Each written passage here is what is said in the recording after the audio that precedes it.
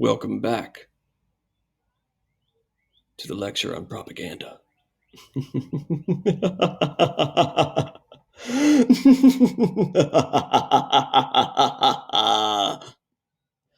So, what we're seeing a lot in the United States is fear mongering. And there was, legitimate concerns about, atomic war with Russia, the destruction of all humankind, yada, yada, yada. But there's also a lot of fear coming from various entities about the rise of communism in the United States. And, for a country that promotes, freedom of speech and freedom of beliefs and things like that, they were very non accepting of communist sentiments. And you see things like McCarthyism really take a foothold, where Joseph McCarthy said, he has a list of communist sympathizing senators, and started this whole witch hunt and that lasted until about 1950. But we also have the House or the the House Un-American Activity Committee, which is as Orwellian as it sounds. Good Lord. This is the committee that, was sniffing out communism in all facets of American life, and most famously for uh, the film industry and other arts related endeavors. And you see famous actors and screenwriters and directors fleeing the United States, because whether they were or not, they were, whether they actually supported communism, once they were labeled that, they were blackballed. They couldn't get any work here. And it was so wide ranging that it didn't really, that it was pretty it was intense. Even Lucille Ball was called up to testify in front of the HUAC. And Desi Arnaz, her husband at the time, even famously stated, the only thing red about Lucy is her hair. And, well, even that was dyed. So anyway, we see completely rigged the depositions too. Like when you're going in front of Congress trying to say that you aren't a communist, but they're only giving you, seconds to speak and only get out a sentence or two. And then they go on these big diatribes making their case. And then it's your turn and you barely get any. It's really set up to fail. So a lot of the artists ended up pleading the fifth in the later uh, uh, depositions. Kind of an interesting thing. But beyond the fear of communism, if you'll look here, and you'll have to pause the video and look at this duck and cover thing that was shown to all school children. Duck and cover was the idea that, in a nuclear attack, you need to duck, get on the ground, and cover, get under a desk or near a wall or something. And that seems laughable to, a lot of people, and it's kind of the butt of some jokes, but it really is. It was effective, because if you weren't in the direct path of the nuclear explosion, then you would have a lot of, shrapnel and rubble in the air. So you wanted to kind of get on the ground and away from anything that would be falling on you. It's like during a tornado um, or a hurricane, they say don't go outside. It's because it's not that the wind is blowing, it's because what the wind is blowing. So let's check out some other stuff here. Um, this is a really cool one, playing on children's love of baseball and trading cards, and the Children's Crusade Against Communism. So, Fight the Red Menace. You could trade these different cards to with your friends to try and get a complete set filled with propaganda. Kind of an interesting way to get the message out to children. You also have coloring books,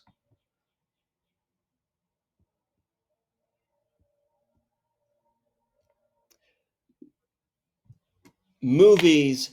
I Married a Communist, The Nameless, Shameless Woman. Of course, it's got to be a woman and not a man. Um, Trained in an art as old as time, Art of Seduction, and trying to persuade her new husband to become a communist. How dastardly!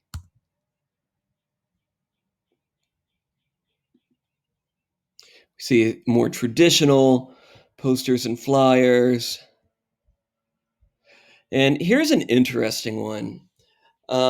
Legion magazine would have been a very conservative minded magazine. The American Legion, you've heard of it probably, still around today. And the same fear is still around. You can find articles published this year, 2020, about how professors are indoctrinating the students with communism and other left-wing conspiracies, the left-wing establishment of higher education and things like that. And yeah, there probably are some. But, I would argue that most of the job of the professors is to show a wide range of viewpoints and to teach that so that people can make up their own minds, as opposed to repeating dogmatic propaganda. Um, that's just me, though. You'll make the decision for yourself when you get to college. Now, I don't know what it is, but this fear of intellectualism and other viewpoints is threatening, to anyone who wants to have a controlled message. Because whenever the there's another message presented, then that could persuade others to see something different. Now let's go to current times. All right. Trump tank, Jason Hauser. Now, we see this kind of stuff kind of over the top, and he does this kind of tongue in cheek too. This isn't to be taken as seriously as some of the other things that you might see out there on Trump flags and banners and things like that. Although I'm sure that Trump has reposted this at some point. If you go down to his website, you'll see that he's done this for, um, you know, uh, for all sorts of.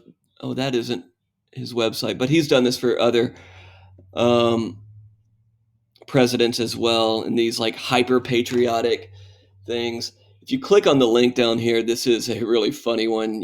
Reagan riding a dinosaur, and all sorts. Like George Washington with a machine gun, kind of making fun of the hyper patriotism that we see, especially after 9/11. Okay, uh, here we have the a Kid's Book of Freedom. Yay! A graphic coloring novel on the events of September 11th. And yes, you should know about it, but there's just so much skewed information. And this article right here, this website, does a wonderful job of chronicling both sides of the propaganda message, the American and the Islamic State. And of course, this is Toby Keith's, courtesy of the Red, White, and Blue. I mean, after 9/11, you saw hyper patriotism, thoughtless patriotism too, and very reactionary, and very good cause too. With that is the reaction. That someone wronged you, you want to wrong someone else, and that you want to rally together. But anyway, now there's a lot of talk about whether advertisement is a form of propaganda. And, they both act on similar methods of persuasion and for different end goals, though. And you can read this article that I'll share with you about, you are what you buy, and how that kind of develops your image of self and things like this. But I want you to kind of think about that too. And, is advertisement, excuse me, is advertising a form of propaganda since they use such similar methods? But we all use different elements of persuasion. That the way that you use Snapchat with your friend versus your crush, like this, you're sending different messages, okay? We're all well versed in how to persuade others, how to create the image and perfectly craft, what our identity looks like on social media, what we're trying to project to everybody. I'm no different. That, my life looks very different on social media than it does in my home. But using persuasion and social media together is probably the biggest way of spreading propaganda right now. You really, really need to watch this movie. This not movie, but it's I think 12 minutes about how a bot factory works, and this is about Russian bot factories. Now, are they the only ones in the world? No, but it does detail how they operate and how much of an impact they can have with just a small number of people and reaching millions of others halfway across the world. It's really, this is a really interesting video. I think it's pretty eye opening too. You really need to watch this, if not for the sake of this class, for the sake of just knowing what is going on. And you'll see things like this. It's so easy to disprove some of these things. I'm sure you've seen the body bags meme. Meme, whatever it is, it's pictures and words that we're seeing over and over again. This has been going around for years. Um, and, if someone wants to hate the Clintons, they're going to believe this when they see it because it's reaffirming, right? And you have affirmation bias, just like this. This too is fake. Somebody put this up to create discord. Uh, not all of these bots and memes have the end goal to persuade somebody into believing something, but it is, also to create discord and to make things unstable. So, what do you do in this time? Well, watch this video. This is a little bit about how this chart is made, but know where you're getting your news. The mediasbiaschart.com. It's updated all the time. It's a really good idea to kind of know where you fall on the spectrum, where your news sources fall, and it can help you make better, more informed decisions, as what you'll find here in this last video. It's a TED Talk. Check that out. It is about staying informed. What can you do to make sure that your information is good and make sure that you are well informed in the right ways? And On that note, goodbye.